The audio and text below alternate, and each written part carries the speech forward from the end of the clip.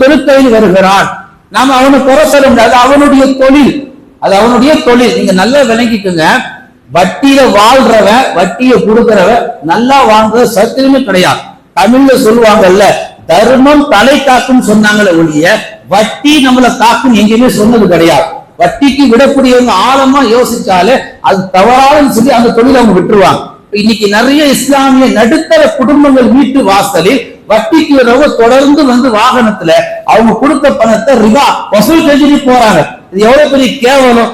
இதுல இந்த ஊர் பெருமைப்பிக்க ஊரு, அது அப்படிப்பட்ட ஊரு, முன்னோர்கள் வாழ்ந்த ஊரு, நாங்க அப்படியெல்லாம் வாழ்ந்தோம்னு சொல்லி ஆண்டுக்கு ஒரு முறை ஈதுகாவுல நம்ம பேட்டி கொடுக்கறதுல என்ன ஒரு பெரிய அர்த்தம் வந்துட போது, மாற்றம் வந்துட போது.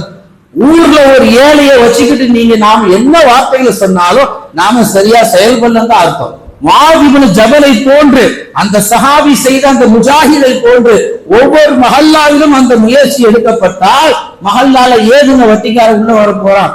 பெருமானார் ஸல்லல்லாஹு அலைஹி வஸல்லம் அடுத்து சொன்னார்கள், இந்த ஜகாத்தை தொடர்ந்து கொடுப்பதனால் நிறைய சமூகத்திற்கு நன்மைகள் இருக்கு.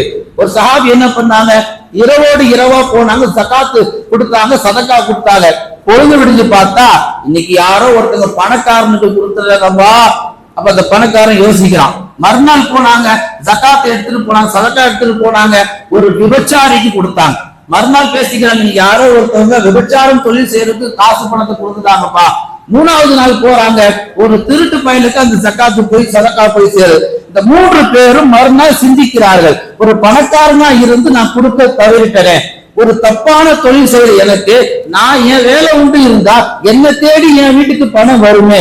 அதே போல ஒரு திருடன், நான் இப்படி வயிற்றுக்காக வேண்டி அடுத்தவர்கள் பொருளை திருடுகிறேனே, நான் நியாயமா நடந்தா எனக்கு உண்டான ஹக்கு வரும்னு சொல்லி மூன்று மனிதர்களை ஜகாத்து திருத்திய வரலாறு இஸ்லாமிய வரலாற்றில இருக்கிறதே.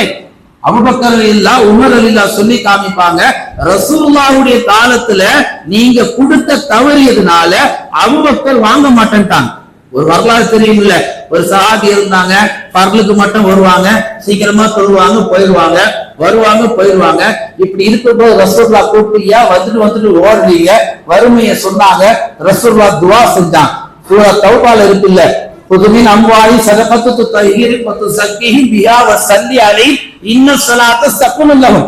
அல்லாஹ் நபியே சொல்றா, நபியே ஜகாத் வாங்குறவங்களுக்கு நீங்க துஆ செய்யுங்க. ரசூலுடைய துஆ இருக்கு ஜகாத் கொடுக்கிறவங்களுக்கு. ரசூலுல்லாஹ் அந்த சஹாபிக்கு துஆ செஞ்சாங்க, பெரிய பணக்காரன் ஆயிட்டார், பெரிய பணக்காரர்.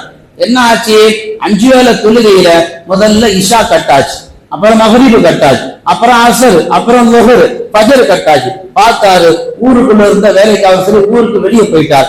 ஜும்மா